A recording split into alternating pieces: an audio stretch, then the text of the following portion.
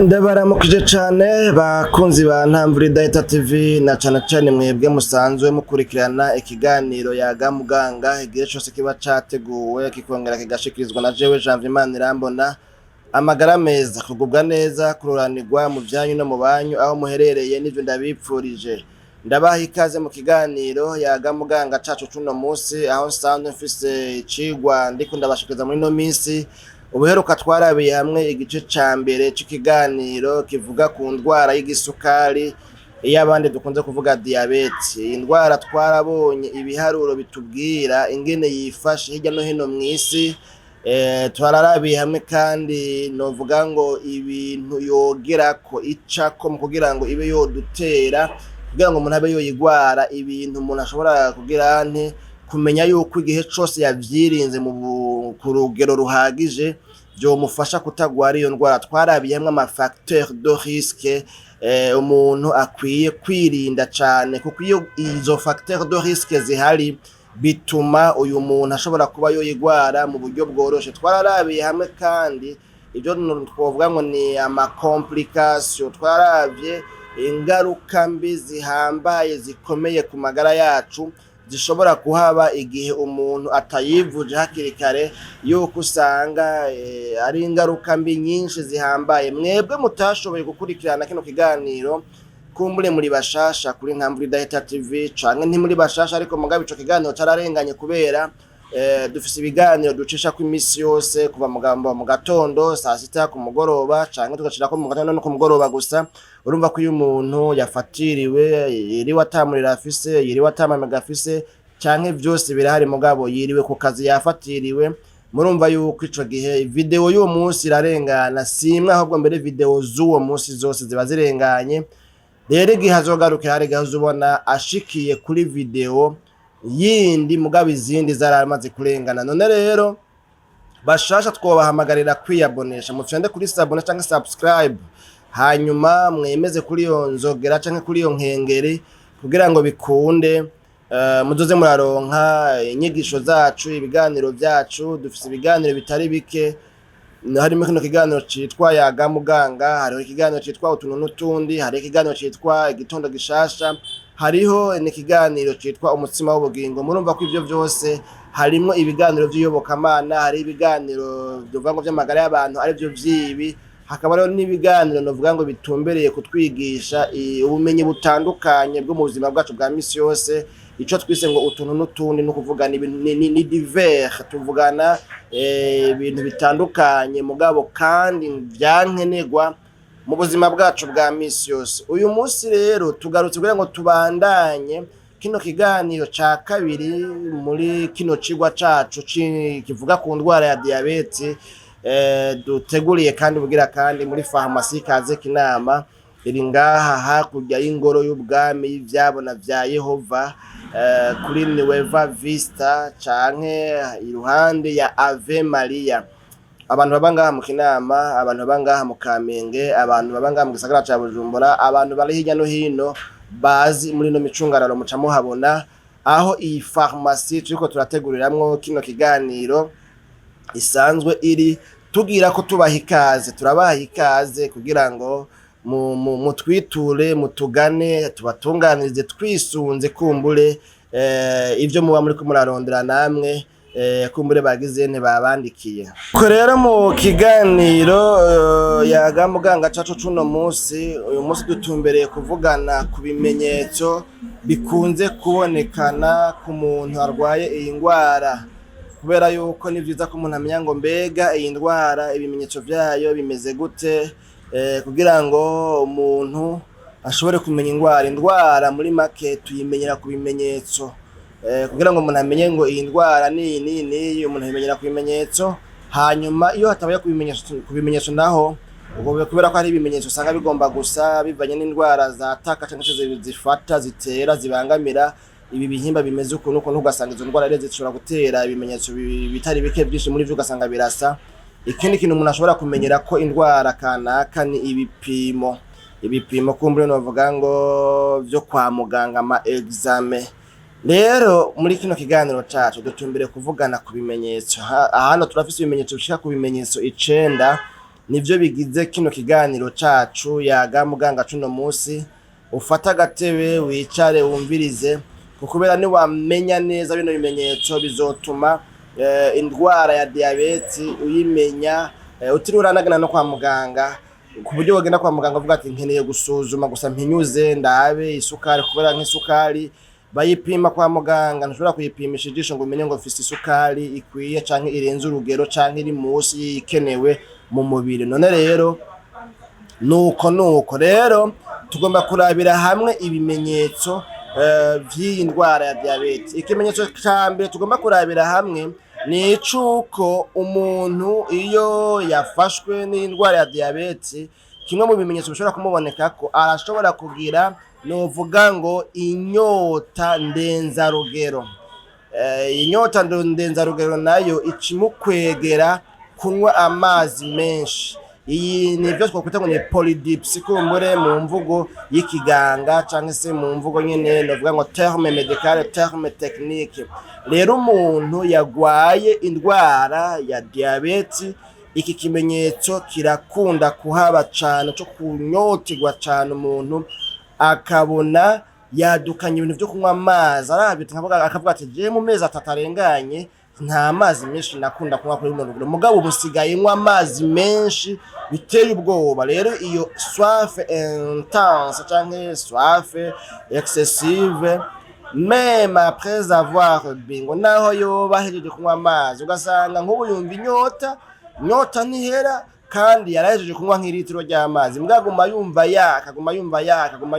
Ico rero kirashobora kuba kimwe mu bimenyetso bikomeye vyerekana yuko umuntu yagwaye indwara ya diabete. Ikimenyetso kigira kabiri muri bino bimenyetso 9 turiko turarabira hamwe nico tuvuga ngo ni miction fréquente canke polyurie, terme technique canke terme médical mu mvugo y'ikiganga. Iyi miction novuga ngo fréquente ni kujya kuntu umuntu aguma ashaka kuja ku mwanda mutoya, umuntu aguma ashaka kuja novuga ngo kuri petit besoin mu gifaransa. Ibintu nyene nk'ivyo ku mwana mutoya navyo birumvikana kuja gusoba. Umuntu gasanga rero aguma ashaka kugenda gusoba, mbere hagera mwijoro ho bikaba ibintu, ugasanga mwijoro hoho ntanaryama neza ngo aruhuke, kubera yuko hacama akanya gatoya gatagira nagaca kuja gusoba canke se agaca agomba kuja kugira ku mwanda mutoya. Rero ico naco nyene ni kimwe mu bimenyetso bishobora kwerekana yuko umuntu yagwaye indwara y'igisukari, indwara ya diabete. Polyurie canke miction fréquente, umuntu akagira le besoin d'uriner plus souvent. Muri ico gihe rero umuntu abonye asigaye asoba kenshi ku munsi, gitigiri kikaba kinovuga ngo kikiyongera cyo kuja ku mwanda mutoya atabihorana, kandi utavuga ngo ni kubera ko yanyoye amazi menshi cyane gose, birashobora kuba byatewe n'intuzeye. Mugabo kandi twamaze kubona noneho yuko diabete mu bintu vya mbere iratera kunyotegwa cyane, kwaka cyane. Urumva rero umuntu yanyoye amazi menshi, kunywa amazi menshi navyo bica vyantrena canke se bica bituma habaho gushaka kuja ku mwanda mutoya kenshi kandi hafi na hafi. Nibuka nuko kumurengera ngo ntabanje kubikurikirana neza, nibuka yuko hari hano nigeze gusoma yuko umuntu agwaye diabete anyoye amazi adashobora kumara iminota 30 canke 45 atarashaka kuja gusoba. Ariko umuntu akomeye atafise ico kibazo cyantuzeye yaciyo diabete, bivugwa yuko ayanyoye naho yoba yanyoye menshi, bidasigura ko muri iyo minota 30 yoba yamaze gushaka kuja gusoba. Ibintu nyene nk'ivyo vyumvikana yuko rero kumbure hari biba byahungabanye nyene namwe muravyumva. Ivyo ni ibimenyetso bibiri. Ikimenyetso ca gatatu naco ni icuko umuntu yagwaye indwara ya diabete agira ngo aratakaza ibiro mu buryo budasobanutse, mu buryo budasiguritse, perte de poids inexpliquée. Iyi perte de poids kandi ngo ari perte de poids novuga ngo significative, ngo naho mbere usanga gufungura ko kwafungura wanashaka ngo burya uyu muntu ngo atakaza ibiro ngo ntaba yaretse gufungura, ngo agumana akayaba kwa kundi akaguma mbere ngira ngo ajya gusumba uko yahora ajya. Mugabo ugatangazwa n'ingene uyu muntu nahajya gusumba uko yahora ajya, nahafise akayabagu, nahatagabanije gufungura, ukatangazwa n'ingene uyu muntu agizene atakaje ibiro mu minsi mikeye, ibiro bigakoroka biteye ubwoba. Ico kimenyetso kibonye uzoca uteranya ko biri ibimenyetso bindi, urabe ko hari ibindi bimenyetso bindi bihari novuga ngo bikikuje kino kimenyetso, hanyuma ubone kwemeza neza ko bishobora kuvuga yuko ari ibimenyetso vya diabete, kubera yuko uko bigwira, uko biba vyinshi, niko usanga ya ndwara ya diabete haba confirmé, haba yemezwa yuko ariyo umuntu agwaye. No kuvuga rero ikimenyetso ca gatatu tubonye yuko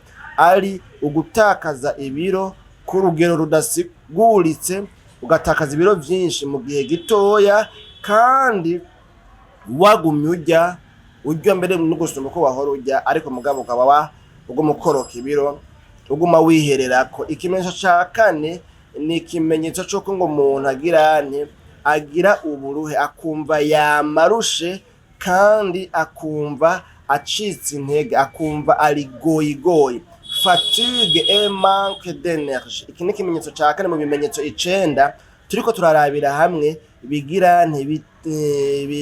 bigaragara ku muntu iyo agwaye, novuga ngo iyi ndwara ya diabete.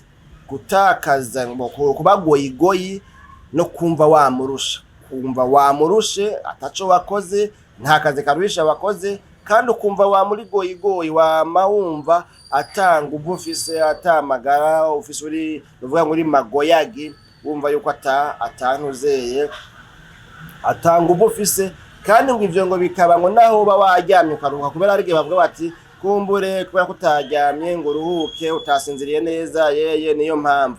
Oya, ngo naho uba waryamye ugasinzira neza ukaruhuka ata kindi gikorwa na kimwe bakoze, iyo wagwaye diabete ngo ibi bimenyetso birakubako. Ikimenyetso ca gatanu turiko turatera dusatira guhava dusozera mu bimenyetso 9 turiko turarabira hamwe. Ikimenyetso ca gatanu ni icuko umuntu agira ngo ntuzeye ahuma, uruhumi agira, novuga ngo ni vision iri flou, asigara abona ivyijiji. Umuntu agwaye diabete hagera igihe ijyana vuga ngo imbone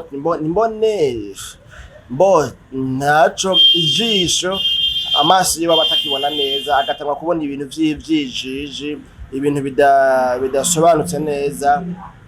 Kuvuga nimba ari gusoma ugasanga bisigaye bimugora kubera yuko ntabona neza, umengo hari ikintu cagizene cafutse ku ntuzeye ku mujisho, ku buryo ngira ngo novuga ngo atabona. Rero ico ni ikimenyetso ca gatanu, umuntu biramugora kubona neza, asigara abona ivyijiji, abafise amaso atabona neza. Ibi bimenyetso rero murumva yuko ari ibimenyetso bidasanzwe, mugabo kandi umuntu ashobora kwibona ko atari mpaka ngo agende kwa muganga ngo barinde kumubaza ngo mbega ngo uhora ubona ibi nibi, mbega uhora ubona ibi nibi. Wapi? Iyo bakurikiranye neza kino kiganiro, izi nyigisho ntungamagara turiko turavuga kuri bino bimenyetso biranga indwara ya diabete, murumva yuko ari ibimenyetso umuntu ashobora kubona neza atiriwe aragenda kwa muganga. Niyo mpamvu kwiga ni sawa, kuvyumviriza ni sawa, kubikurikirana ni sawa, kuko ibi birashobora kugufasha kubona ikintu hakiri kare, kuko kwa muganga hoho bazobimenya, bazobibona igihe cyamaze kurenga, amazi yamaze kurenga inkombe, ari uko wewe wijanye, ari uko wewe ugiye kwa muganga. Utagiye ntavyo bazomenya, ntavyo bazobona. Rero ariko wewe ubikurikiranye ukaba ubizi neza, waravyumvise, ucugira hano curaba ati mbega ibi bintu ndiko ndabona ntibyo babisa na vya bindi batubwira mu kiganiro yaga muganga kuri Ntambwe Diet TV.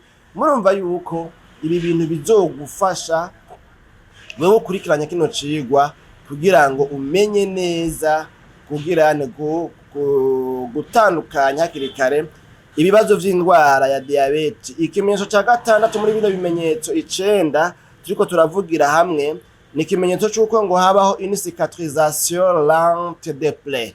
Iyi cicatrisation lente des plaies igomba kuvuga yuko umurwayi wa diabete iyo akomeretse biragorana cyane ko igikomere ciwe novuga ngo gifatana, biragorana cyane yuko igikomere ciwe cuma gikira n'ingoga.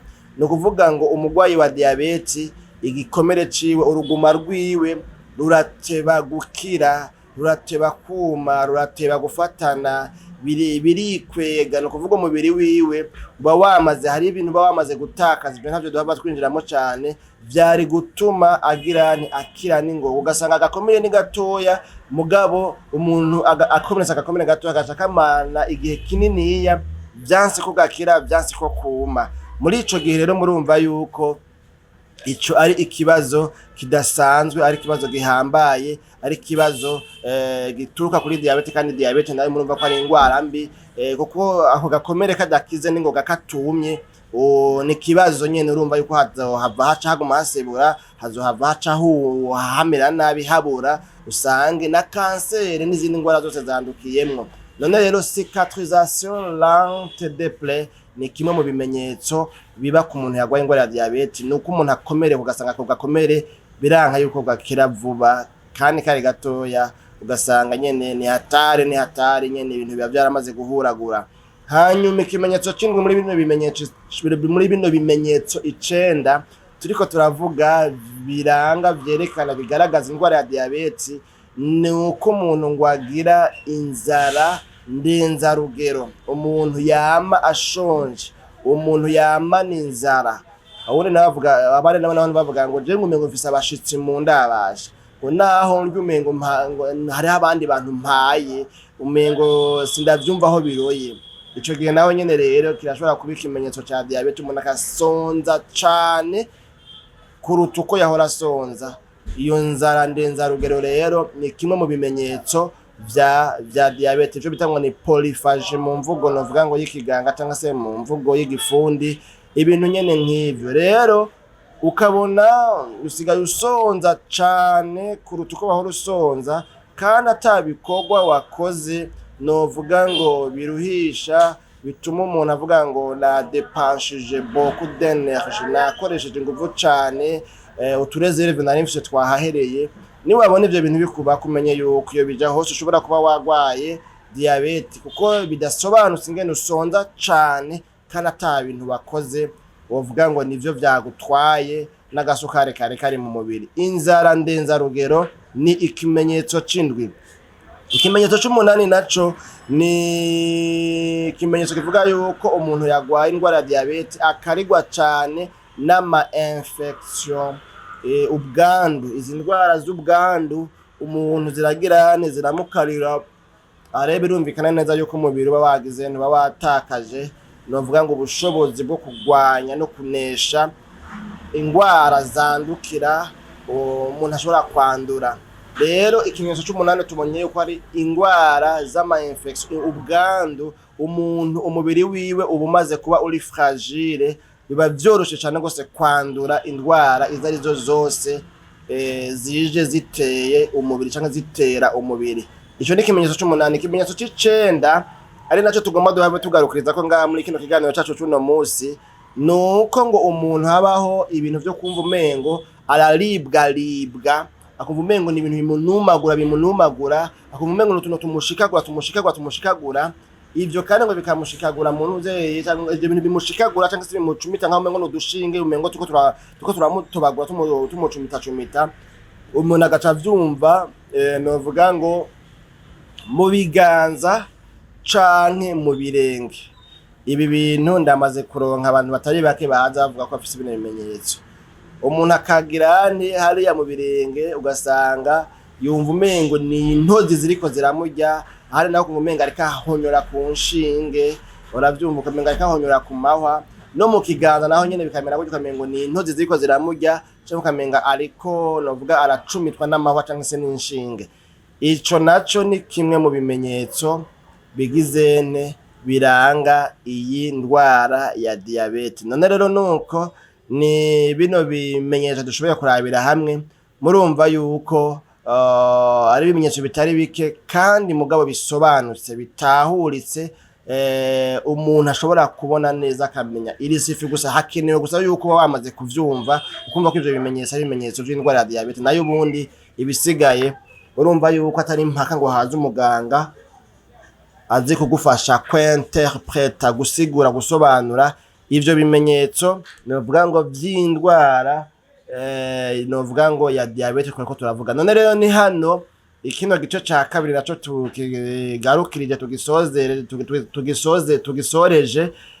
Mwakoze cyane mwebwe mwashoboye gukurikirana bino biganiro byacu cyangwa se kino kiganiro cyane cyane Yaga Muganga, aho twari dutumbere kubabwira kuri ino ndwara ya diabete, ibimenyetso biranga ingene umuntu yomenya yuko yagwaye iyi ndwara ya diabete. Twarakoze ikiganiro nimba mvyibuka neza cavuga imfungurwa umuntu rero agwaye diabete yofungura kugira ngo zishishikare kugira gutuma amagara yiwe yameliora, no kuvuga amagara yiwe adashishikara gusinzikara, mu gihe kandi uwo bataragwara nawe yazifunguye ashishikara kubaho neza afite amagara meza, kubera ko izo mfungurwa ziba zitagwiza novuga ngo ibisukari mu mubiri. Ibinyobwa, ibifungurwa usanga birimo isukari ho bisinzikaza amagara y'umuntu mu gutera iyo ngwara ya diabete. None rero ni hano bakunzi ba Yaga Muganga yuno munsi, ni hano tugarukije kino kiganiro. Birashoboka yuko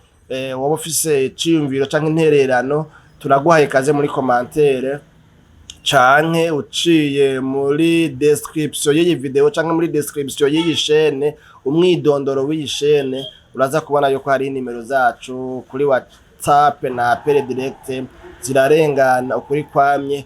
Ushobora kutugezaho canke se kutugezako ivyiyumviro vyawe n'intererano yawe, hanyuma natwe tugashishikara kubona yuko tudatamba twirorera. Mwebwe bashasha tubahamagarira n'ubundi tubahimiririza gufyonda kuri sabone canke subscribe, kuko biragufitiye inyungu. Nawe hariho ivyigwa, hariho inyigisho ntungamagara, hariho inyigisho z'iyobokamana, hariho inyigisho n'ubumenyi mu buzima bwacu bwa misi yose twama twacishije ngaha muri bino biganiro byacu, utazosubira guhomba.